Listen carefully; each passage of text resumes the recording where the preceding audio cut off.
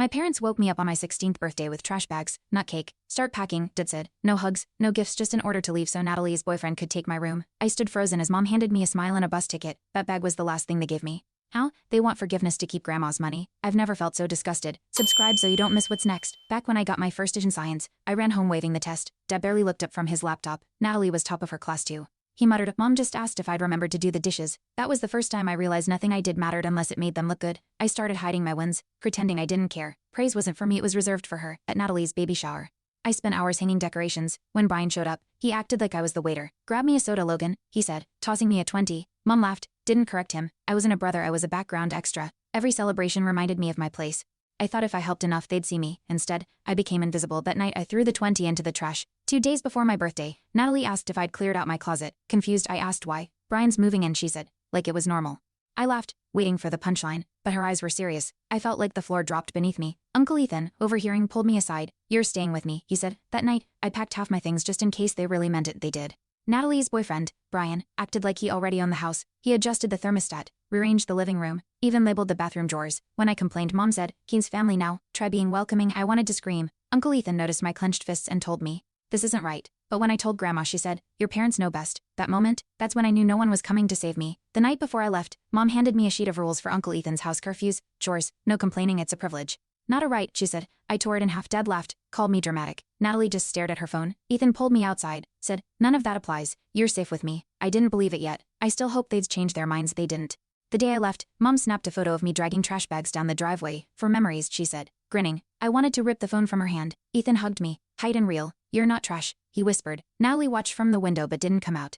Grandma sent a cake that night to their house. They posted it online like nothing happened. I blocked them all. That silence felt like breathing again. 3 days later, Natalie texted, you okay? I ignored it. She didn't defend me, didn't speak up. Uncle Ethan saw the message and said, she's not the enemy but she's not your shield either. That hit hard. I started journaling everything: dates, quotes, photos. If they ever denied it, I'd have proof. Not for revenge, for clarity, for myself. I wasn't crazy. I wasn't ungrateful. I was just tired of pretending this was love.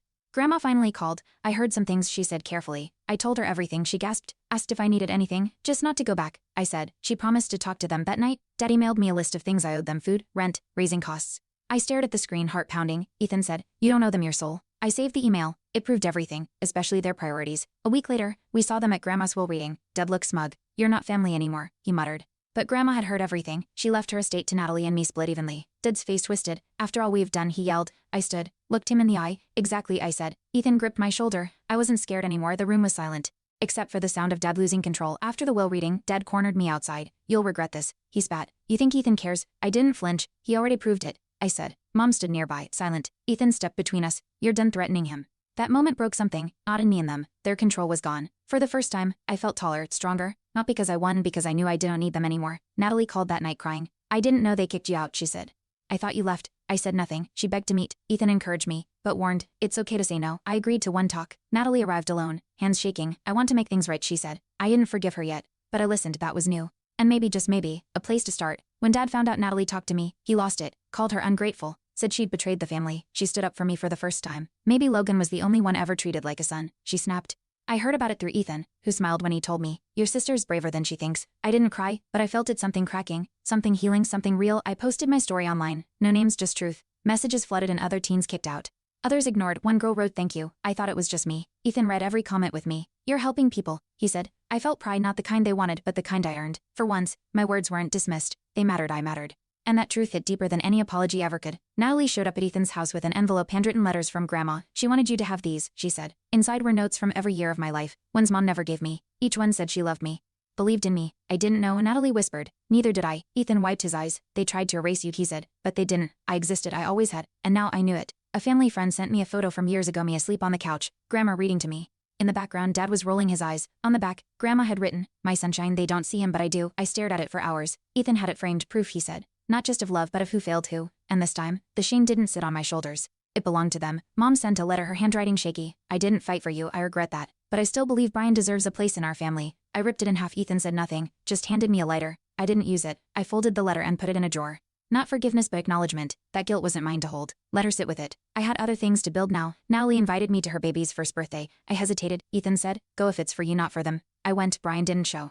Natalie handed me a frame drawing me holding the baby, titled Uncle Logan. I choked up. not because of the title but because someone finally saw me as family, not property, not burden, just Logan. I wasn't fully healed, but I wasn't hiding anymore. That was the beginning of something whole. Brian messaged me out of nowhere, "You poisoned Natalie against us." I laughed, blocked him, sent the screenshot to Ethan. He replied with a meme that made me snort. "That's the sound of freedom," he joked. For once, I hadn't spiraled. His words didn't stick, they slid off. Because they weren't true, because I knew better now, because I had people, real ones who showed up, listened, stayed, and that made all the difference. Natalie gave me a box. Dad's old journals. He left these when he stormed out, she said. I wasn't sure I wanted them. But I opened one, pages filled with bitterness, resentment, not just at me but at everyone. He hated who he became, Ethan said, but he made others pay for it. I put the journals back. I wouldn't inherit that weight. I chose different. I chose healing, and that decision was everything. I joined a youth panel about family estrangement. When it was my turn, I spoke plainly. Some of us aren't running away, we're being pushed out. Afterward, a girl handed me a bracelet. That saved me, she whispered. Backstage, Ethan hugged me. You're turning pain into power.